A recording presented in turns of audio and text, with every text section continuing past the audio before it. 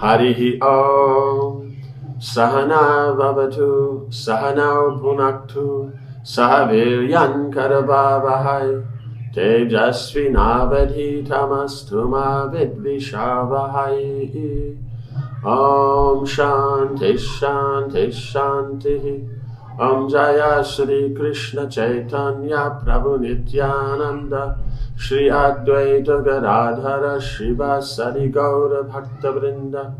Hare Krishna, Krishna Krishna, Hare Hare, Hare Rama, Rama Rama, Hare Hare. Jai. So now, Draupadi, while they're sitting there and everything's very peaceful, now Draupadi's feeling her anger at the situation, the injustice that's there come up in her heart. And so she starts to express that to Yudhishthir, and, talking about, now is the time to fight, not to forgive. And so Yudhishthir, hears everything. He understands her anxiety. He feels bad that she's been, insulted and is in this plight, and he feels he's responsible. But at the same time, he understands that she doesn't fully grasp the full content of what's there in their situation, like that. So he makes that point. Draupadi could not, but this was not the time to make war. The pain in the moment would stay with him for the rest of his life, but this was not the time to make war. Draupadi could not understand the entire situation. He replied gently, "Intelligent lady, through anger we may sometimes gain wealth, but anger ultimately destroys mankind. Real prosperity crowns one who conquers anger and brings adversity to one whom anger controls. Anger is the root of all destruction. An angry man commits sin blindly. An angry man will kill even his preceptor and insult his elders. He cannot distinguish between right and wrong. There is nothing an angry man might not say or do, even to the point of sending himself to death's abode. Knowing this, I will not indulge in anger, Draupadi. Rather, I will strive to control it." So, because she made that point, is that, is your anger not, been awoken and all that? Because, all this injustice is there, and they are Kshatriyas. They don't tolerate injustice. So does not all this injustice make you angry? And so he's pointing out is that this anger that she's feeling now, but it's not the right time for the anger. If they're on the battlefield and that there's a battle, then of course there's going to be that anger is going to be shown. But if they're not on the battlefield, then in these situations, then you have to be cool-headed. You have to be thoughtful. You have to deal with all these things. Because otherwise, yes, the emotion will get you going. From the emotion, there'll be that stirring of feelings. There'll be, you have a direction. There's a feeling of purpose. And all those different things can come up. But then the difficulty comes is that then you may be doing something that's not correct. So you can't tell the difference between right and wrong. So anger has to be used very carefully, like that. So Kshatriyas, they only use it on the battlefield. Draupadi listened respectfully. She knew her husband's grasp of religion and morality was unsurpassed. He was capable of instructing even the gods. Sitting on a simple mat of couscous, Yudhishthira continued, right? Because that was her point. Why is he sitting on a couscous mat? Why is he not sitting on the throne? In Hastinapur. So he knows all this. So she knows a lot, and she's explained. But this point here of the control of the anger and when to use it, because her point, she's just looking at there's injustice, and so one must become angry and correct that, right? But he's pointing out, but this is not the time to apply anger, because otherwise then you may do things that are going to be a problem. When a weak man is oppressed by one more powerful, he should not display anger, lest he bring about his own destruction. There are no blessed regions in the hereafter for those who destroy themselves, right? So if you act in a way that won't be beneficial for yourself, that you destroy yourself because of your actions, there's no good reward for that. There's no piety for that.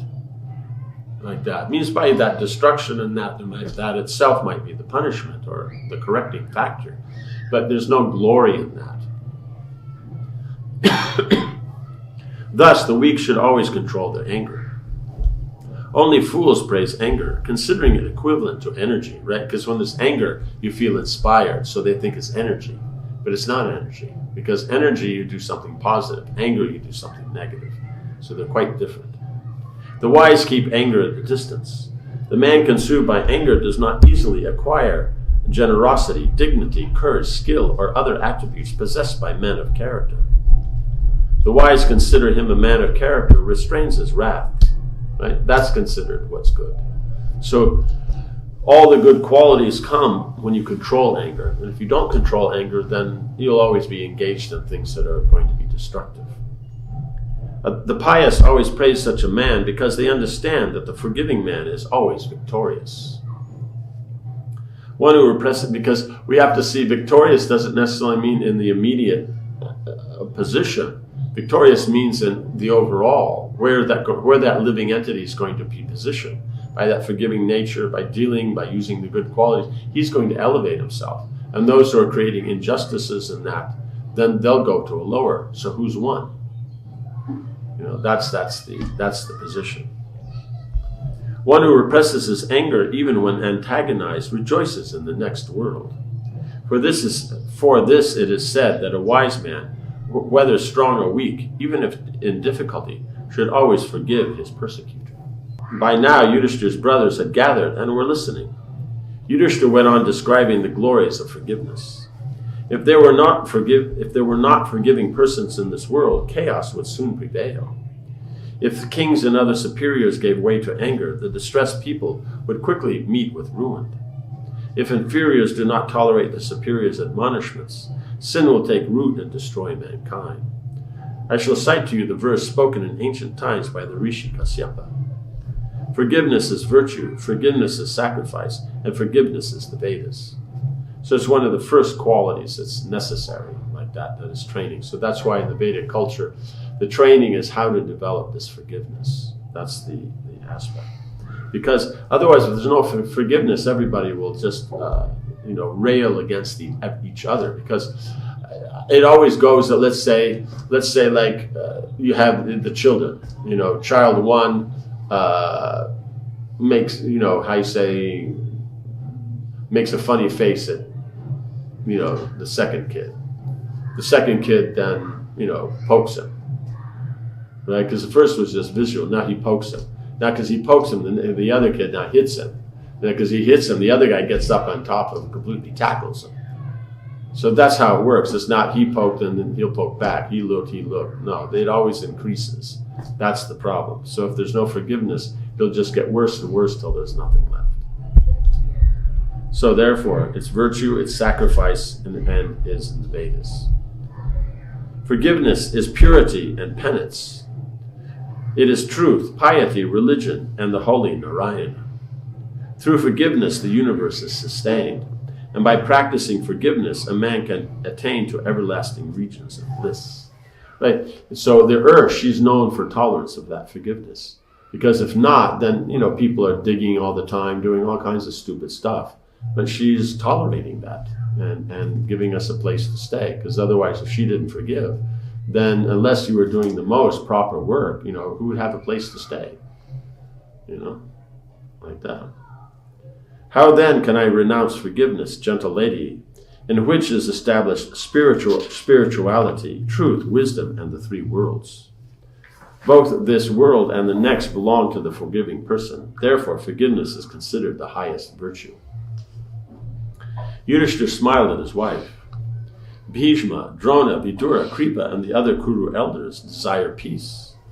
Vyasadeva and the other rishis also praise peace, Panchali. Therefore, let us first try for a peaceful settlement. If Dhritarashtra yields to temptation and does not return our kingdom, then the Bharat race will be destroyed. Because the point is peace is the first thing, because you have in the political field, then you have these four aspects of, first is conciliation, then after that, then there's going to be, praise and gifts and those kind of things. If that doesn't work, then there's going to be dividing and conquering. Then if not, then there's going to be war. And so of them, the most efficient are conciliation and war. They're definite. right? And so, but Manu mentions that your first option is always conciliation. Always want to make peace.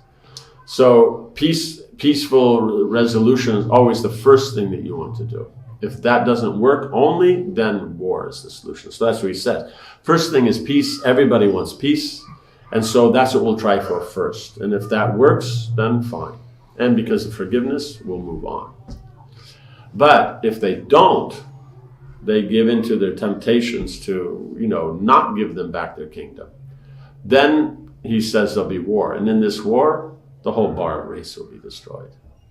Because Duryodhana is such that he'll bring every king on the planet that he can to this war. It won't just be, okay, like Jarasandha, okay, you and Bhima. No, he'll have to bring everybody in that because he's so attached to his position, so avaricious. And so in that process, then you'll see is that all the kings of the world will be destroyed. So it's just saying, that's it. So that's why he wants peace, because that's the whole point. She's saying, why aren't you getting up and take care of this injustice? Because taking care of this injustice by war means the destruction of basically all the Kshatriyas of the world. Because it's not just a regional thing. Duryodhana won't tolerate that. He will be comfortable with destroying the whole world as long as he's the king of it afterwards. Even if there's no one left, as long as he's the king, he's fine. While Yudhishthira would rather forgive and come to a situation that, amicable, that they can work together and save the world. So this is the difference. So that's why he said Draupadi doesn't fully understand what we're dealing with. One is she doesn't understand the forgiveness, and two, she doesn't understand what we're dealing with.